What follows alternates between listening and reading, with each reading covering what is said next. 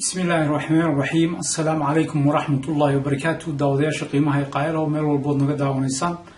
halkani waa Ilays TV oo naga barteen maalin walba waxada inaan soo gudbino barnaamijkii qubanaha xadda Ilays. barnaamijkeena maanta qodobada aan ku hayno waxa kamid ah Ali Cabdikariin Sheekh Muuse oo ahaa mowduuca ugu hadalay inta badan dunida Soomaalida. shacabka Soomaalida ogaadeen iyo Oromo oo qorsheynaya mudaharaadyo waaweyn dunida daafaheeda kaasoo uga soo horjeedaan xasuuqa labada shacab ee rayidka dhex maray. shacabka Soomaalida ogaadeen maxaa la gudboon dhiibidii qalbi dahab kadib. Itoobiya ma ku guuleysan doontaa qorshaheeda qabsashada Soomaaliya mise maxaa laga filan karaa guddiga loo saaray qalbi dahab iyo go'aankii golaha wasiirada. abwaaniinta Soomaaliyeed oo ka gilgishay qabashada iyo gacan gelinta haliyay qalbi dahab. intaa waa warkii oo madaxdiisii haddana ku soo dhawaada isagoo fidsan. haliyay Cabdikariin Sheekh Muuse oo noqday mowduuca loogu hadalhayn badan yahay Soomaaliya iyo dunida Soomaalida gabi ahaanteedba.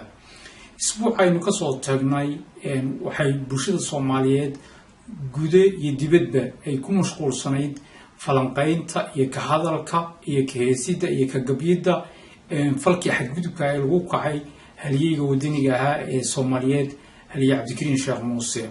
waxa ka hadlay oo ka faalooday dad badan oo commentator kuwaas oo aad iyo aad u dhaleecay faldambiyeedkii ay ku kacday xukuumaddii loo hanweynaa ee hogaaminayay madaxweyne Maxamed Cabdullaahi Farmaajo iyo ra'iisul wasaare Khayre, taasoo ay ku kaceen runtii sharci jabin aad iyo aad weyn oo marna looga qaadanayno. aadna uga cadhaysiisay dadweynaha Soomaaliyeed say u dhaqmeen say u maareeyeen arrinta iyada iyo ku jirtay intaasoo jid oo ka fiican oo lagu xallin karay Cabdikariin sida ay ula dhaqmeen. waxa kaleeto oo qadiyada ku soo biiray oo kaalin weyn ka qaatay fanaaniinta gabayaaga Soomaaliyeed. waxa kaloo kaalin weyn ka qaatay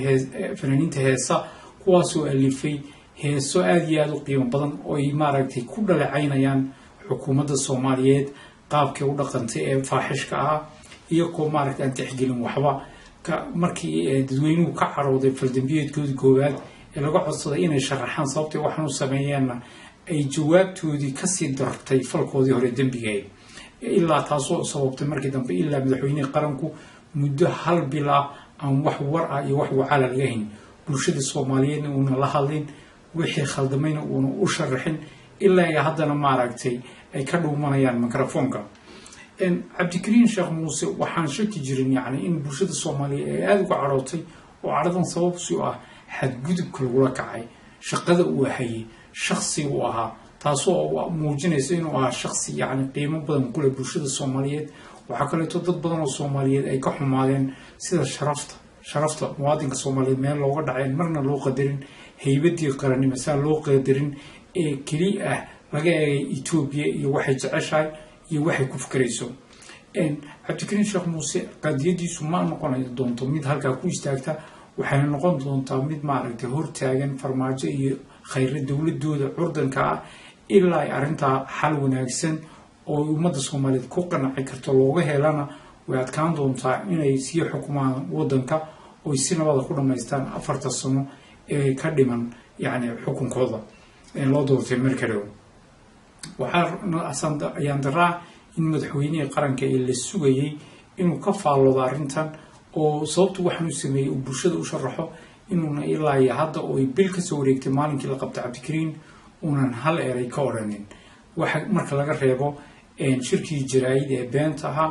ee injineer Jariso uu ka hor akhriyay bulshada Soomaaliyeed kaasoo maaragtay dabkii baxayay awalba dadku ka caraysnaa gaas iyo bensiin ku sii daray, taasoo dhalisay kalsooni darro boqolkiiba 85 bulshada Soomaaliyeed in kalsoonida kala noqdaan xukuumadda. ummadda Soomaaliyeed ay ka warwarsan tahay qarankoodii ay aad ugu hanweynayeen meesha ku jihaysan doono maalmaha soo socda haddii aan wax iska bedelin. qodobkeena labaad ee maanta waxaan ku soo qaadanaynaa shacabka Soomaalida ogaadeenaya iyo shacabka Oromiya oo isu diyaarinaya mudaharaadyo waaweyn oo ay kaga soo horjeedaan faldambiyeedkii ay ku kacday xukuumadda Tigreega ah taasoo isaga horkeenayso labada shacab ee walaalaha taasoo ay ku nafwaayeen kumanaan qof oo isugu jira Soomaali iyo Oromo taasoo maaragtay yani marxalad sii xumaysay cilaaqaadka u dhaxeeya labada bulsho arrintan oo ay tahay arrin ay ka dambeysay qowmiyadda Tigreega iyo maleeshiyooyinka ka amar qaata si maaragtay Tigreegu dhibaatada uu kala kulmay kacdoomada kala duwan ee ka socda geeyigii shucuubtii la dulmiyey ee Itoobiya gumaysan jirtay uu rabo inuu ku cimri dheeraysto oo maaragtay maalmo ku sii joogo xukunka jaaliyadaha Soomaalida ee dibadda iyo jaaliyadaha Oromada ayaa si wada jira arrimahan uga shiray rabana inay maaragtay xal u helaan dadweynahoodana ku baraarujiyaan in waxa dadka gowracaya sharciga jabinaya xuquuqda maaragtay labada shacabna laynaya labada dhinacba inuu yahay maleeshiyooyinka Tigreega iyo xukuumadda ayaga isla mar ahaantaana ay beesha caalamka ku wargelinayaan in dadka rayidka sida u xasuuqaya talaabo degdeg laga qaado arrimahan ayaan ilaahay haduu yiraahdo bahda ilaahay waxa uu suurtagali doonta inay si live uga qayb qaadato mudaharaadyada iyo maaragtay shirarka jiraayada la qaban doono ee lagu dhaleecaynayo faldambiyeedka ee xukuumadda Tigreega ay kula kacday labada shacab ee walaalaha isla mar ahaantaana lagu dejinayo in maaragtay aan qof rayida oo Soomaaliya lagu waxyeelaynin deegaanada Oromada marka laga reebo faldambiyeedka ku kacaysa xukuumadda Tigreega iyo maleeshiyoodkooda isla mar ahaantaana la diiwaan geliyo lana dhaleeceeyo qof walba oo shacabka waxba galabsan Oromada ku waxyeelay deegaanada Soomaalida ama qof Soomaaliya ku waxyeelay deegaanada Oromada arrintaas oo ah arrin aad iyo aad lagu xumaado bahda ilays insha Allah ilaahay haduu yiraahdo waxay idin soo gudbin doonaa mudaharaadyada iyo waxa kale oo idin soo gudbin doonaa shirarkan ay wada jirka u qaban doonaan qowmiyadaha Oromada iyo Soomaalida kaasoo ka dhici doona daafaca caalamka xukuumadda Tigreega ayaa cimrigeeda gabaab sii yahay waxaalada ay ku jirtaan waa xaalad Itoobiya ay ku kala dhaqaaq lahayd waxayna ku kacaysaa maaragtay biliqo hantida dadweynaha ay boobayso wax dadka culimada ay waxyeeleynayso shucuubtana ay iska horkeenayso barnaamijka ilays kala socda arrimahan soo kordhay qodobkeena saddexaad ee maanta waxaan ku soo qaadaynaa shacabka Soomaalida ogaadeenaya maxaa kala gudboon dhiibidii Cabdikariim kadib dawladda Soomaaliya iyo jamhuuriyadda Soomaaliya ee xorta ahayd maxaa kala gudboon sida mudugnaay shacabka Soomaalida ogaadeenaya oo ugu jira halgan sidoo u hanan la xorriyadiisa ugana bixi lahaa gumaysiga iyo tacadiga oo ay ku hayaan taliska gumaysiga sababa ayaa waxa uu kala kulmay cadaadis iyo dhibaato iyo waxyeeleyn iyo xabsi iyo gacangelin dadkii walaalahooda ay awalba gacan ku siiyeen inay xuruubaan oo dhiigooda qaaliga u soo hureen si ay walaalahooda uga bixi lahaayeen gumaysiga Talyaaniga iyo Ingiriiska meeshii garab la siin lahaa waxaad gudubkan shacabka iyo rayidka Soomaalida ogaadeen waxa si wada jira gacan uga geystay dhammaan maamulada Soomaalida ogaadeen dariska laa sida Somaliland Puntland Galmudug Ahlusunna wal Jamaa iyo maaragtay iyo dhammaan deegaanada kala Muqdisho u dambeysana ay ka dhacday hadda oo Cabdikariim laga afduubay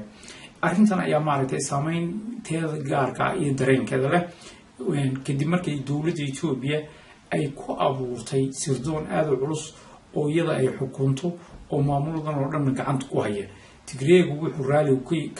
ku yahayna sameeya qof walba oo wadaniya oo Tigreegu in ka xoro isku dayana gacanta soo galnay arrintan ayaa maaragtay runtii ay soo noqotay dad badan oo qaali waa shacabka Soomaalida ogaadeenaya oo taliyaal saro jihada oo aan kamid ah ama dad maaragtay qiimo kule bulshada dhexdeeda ay maamul goboleedyada waxyeeleeyeen waxa sidaas la mid ah waxyeeleeyeen dumar iyo caruur aan waxba galabsan oo haybtooda dadka intii la gacan qabtay iyagoon maxkamad la saarin wax dambi aan lagu hogin in maaragtay la gudbiyaan shacabka Soomaalida ogaadeenaya maxaa la gudboon su'aasha qof walba is weydiinaya waxay tahay mar haddii dadweynaha Soomaaliyeed ay gumaysi doonayaan xorriyadii wadankooda inay ilaalinayeen wax walba uu Tigreegu ku amran ay sameynayaan jawaabsiisna ay maamul goboleedyada gacanta ku hayaan maxaa looga baahan shacabka Soomaalida ogaadeenaya runtii waa su'aasha u baahan in aad iyo aad maaragtay looga fakaro aad iyo aad maaragtay looga howlgalo Soomaalida ogaadeenayna ay go'aan rasmi ah ka qaadato waxa yani dadka qaarkood waxay qabaan jawaa in maaragtay shacabka Soomaalida ogaadeenaya shacabka Soomaalida waa dad walaalaha marna qof shacab loogama argoosan karo laakiin waxa waajiba in dadka siyaasiyiinta ay faldambiyeedka ku kacaya gumaysiga gacan siinaya dadka qaaliga sida Cabdikariim kula dhiibay in talaabo laga qaado meeshay joogaanba iyo meel walba ku sugan yihiin in maaragtay lala xisaabtamo tallaabana laga qaado qof walba oo dambiila oo muwaadiniinta Soomaalida ogaadeen ku xadgudbana uu dareemo inaan looga harayn meel ay noqotaba oo maaragtay arrintan intay soo dhacdo soo noqota aan sidaa looga tagin sababtoo shacabka Soomaalida ogaadeen ma aqbali karaan intan ka badan in dadkooda ugu qiimo badnaa ay dilaan dad ducufo ah oo welibana ay ka argoosan karaan ay kun siyaabood uga argoosan karaan sababtoo ragga dambiga sameynaya ee khayra leh ee farmaajo leh caruurtoodii meel walba joogta Mareykan bay joogaan waxay joogaan Yurub bay joogaan waxa weeye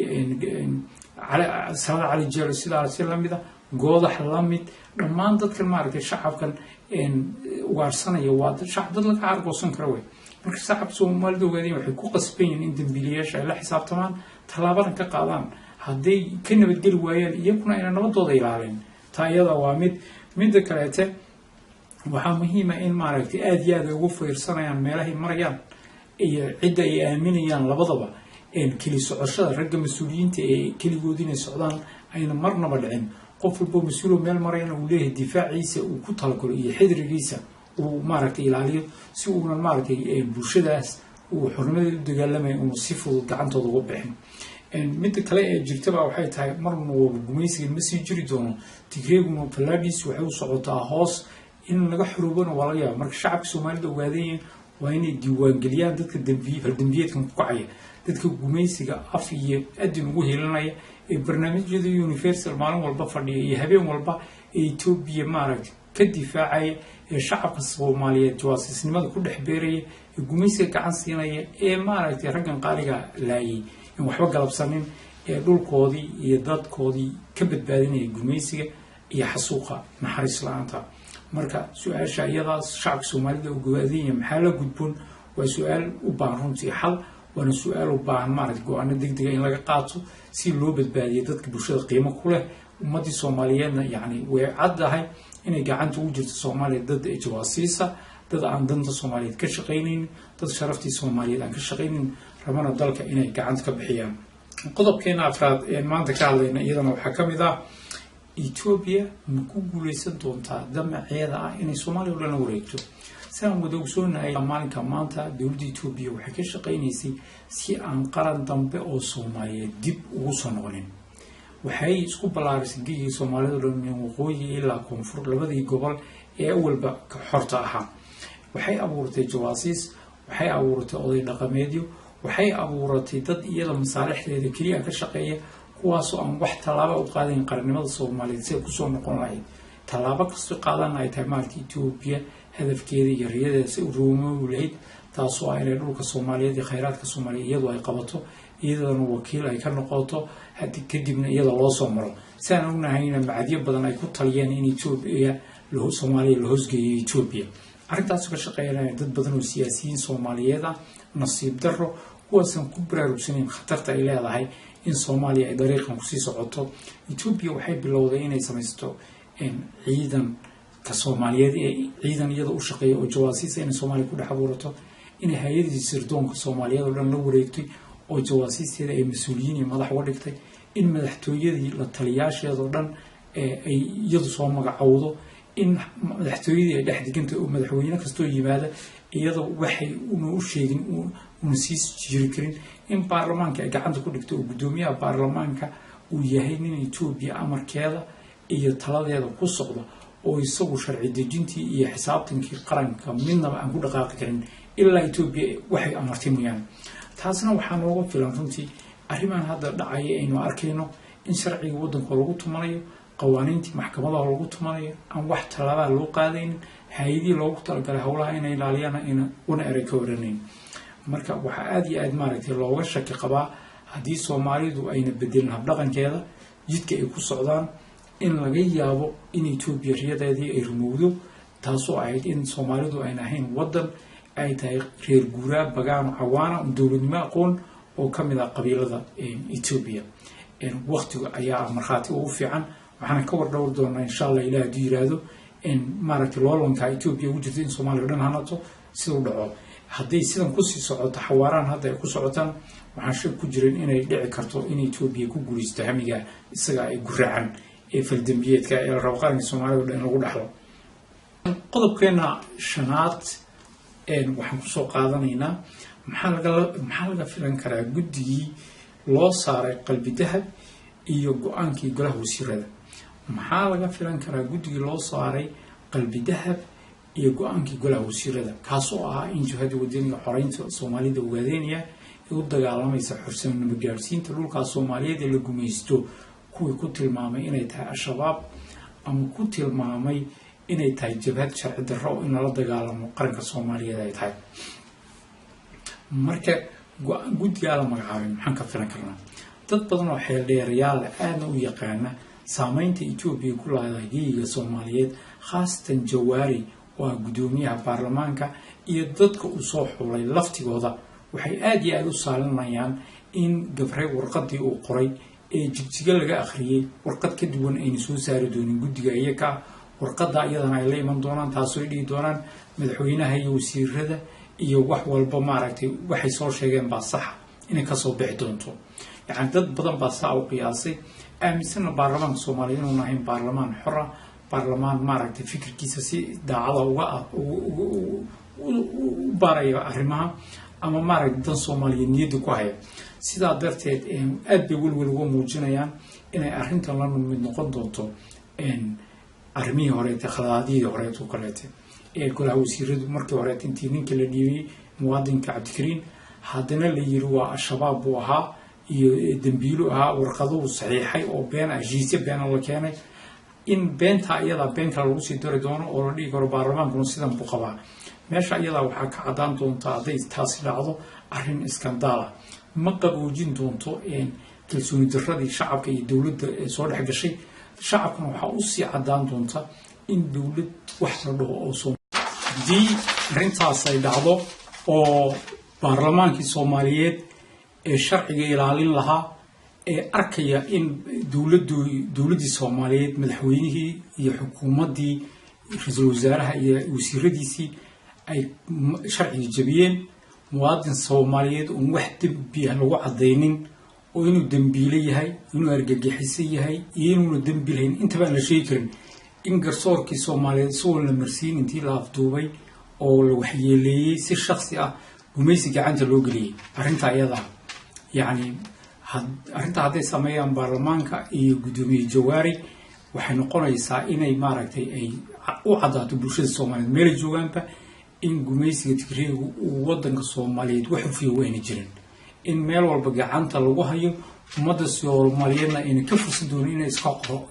korqaado heeriyada jawaasiista Tigreega, maadaama garsoor maxkamadii sare ma howlgelin, maxkamadii howlahan u xilsaarnaa ee dadka xukuminaya mayna xukumin, prime ministerkii iyo dowladdiisii waxba mayna ilaalin, hay-adihii nabadgelyada ee sirdoonku maynan howlgelin, madaxweynihii muuna sharciga ilaalin, baarlamaankii oo ah hay-adda ugu dambeysay golaha sanadka iyo golaha shacabka. haddii shacabkoodu dareenkii bulshada intay akhrin waayaan ay Gabre warqad u soo qoray intay laba beri aamusnaadaan ay keenaan, arrinta iyada waxay u furaysaa page cusub dalka iyo dadka Soomaaliyeed. Jawaarina waxaa ugu dambeynaysa maalinka iyada in loo arko oday Soomaaliyeed oo ama mas'uul ah ama xil haya ama sharaf ummadda Soomaaliyeed maaragtay ay agtiisa qiimo ka leedahay. haddii sharciga la jabiyay laga noqon waayo, raaligelin laga bixin waayo, Cabdikariinna maxkamadaha Soomaaliya lagu soo celin waayo sida ay sharciga tahay, ama haddii kale la qeexi waayo sababta aan saa loo sameyn karin oo si cad loo sheegi waayo sharciga Soomaaliya wuxuu ka qabanaya la qeexi waayo, yani bulshada iyo dowladdoodii kalsoonidoodu way dhimanaysaa. wadanka Soomaaliyeedna wuxuu wajihi doonaa xaalad low sahla oo la garan doonin dhinacay noqon doonto, una badan tahay in taliska Tigreega iyo damaciisi ay maaragtay afka laga galo. haddaan uga gudubno qodobkeena lixaad ee maanta barnaamijkeena qubanaha ilays waa abwaaniinta Soomaaliyeed oo ka gilgishay qabashada iyo gacangelinta haliyay qalbi dahab. abwaaniinta Soomaaliyeed kuwa gabya iyo kuwa heesa iyo maaragtay kuwa kale arrimaha bulshada oo dhan waxay aad uga gilgisheen falka waxashnimada ee lagu kacay muwaadinka Soomaaliyeed ee haliyayga ah ee ciidan iigiisii iyo naftiisii u huray difaaca dalka iyo sharaftii karaamada ummadda Soomaaliyeed. runtii aad iyo aad bay bulshada Soomaaliyeed umayna kala harin qof walbo damiir lahaa oo ahayn jawaasiista Tigreega oo dhan arrintan uga gubtay. marka laga reebo dadkii u tabcanaa tigreega ee uu waddanka Soomaaliya inuu ku qabsaday rabay kuwa kaliya ayaa ka soo horjeestay iyo kuwa kaloo cabsaday oo waxay aaminsan yihiin aan fulin karin tigreegana ka aaminsan inuu yahay maaragtay awoodda kaliya ee waddanka Soomaaliya iska leh iyagoo iska hilmaamay shacabka Soomaaliyeed ee maaragtay runtii garabka iyo heli hooga waa xukuumaddan loo hanweynaa laakiinse maaragtay martay wadada khaladka fanaaniinta Soomaaliyeed ee ugu horreeyay ee hees ka sameeyay qabashadii Cabdikariin Sheekh Muuse waxaa ka mid ah kooxda Danab ee Bariga Afrika oo runtii dhaanta wadaniyadeed aad iyo aad u qiimo badan ku soo bandhigay taasoo maaragtay ay madaxweyne Farmaajo iyo Prime Minister Khayre ay ku dhaleeceeyeen una muujiyeen yani go'aan xumidooda fudaydkooda ka fiirsasho la'aantooda la taliya xuminadooda arrimahaas oo dhan ay kaga hadleen waxa kaloo heestaa la mid ah oo wadani oo aad iyo aad u qiimo badan soo qaaday abwaan fanaan cabdigacan runtii heestaas oo maaragtay dhiigga aad iyo aad ula qaajisay bulshada Soomaaliyeed baraha bulshadana aad ugu faaftay kana turjumaysa yani falkii dhacay waxashnimada ah ee fulinimada ee madaxda dalka aadka loogu hanweynaa ay ku kaceen waxaa heestaa xigtay hees kaleeto oo u qaaday abwaanka weyn ee boqorka dhaansada Maxamuud Jaangow taasoo maaragtay ummadda Soomaaliyeed kula hadlayo kuwa wadaniyiinta ee jabhada wadaniga xoreynta Soomaalida waadinaya ee sharaftoodii iyo maaragtay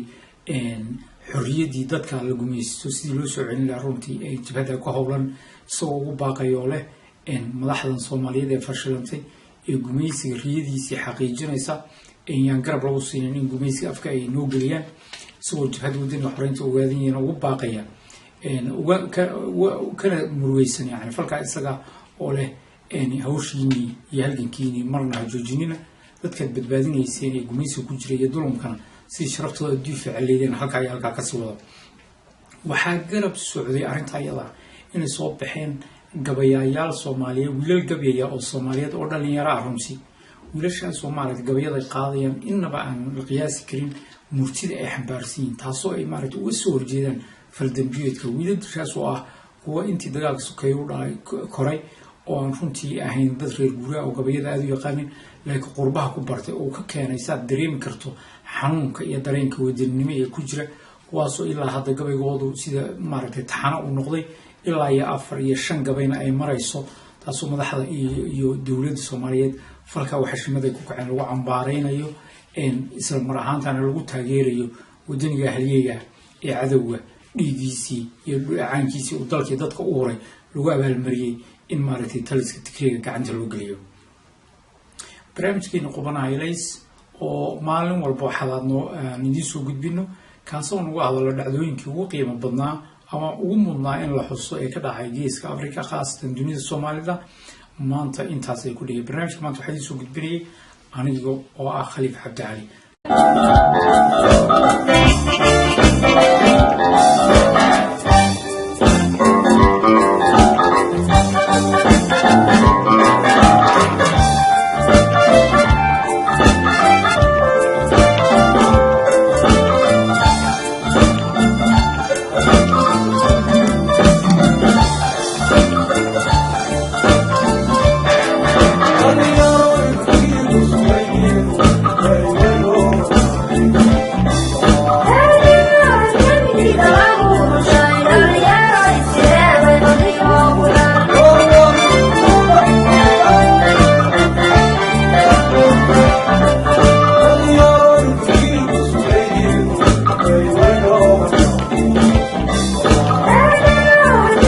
Hello.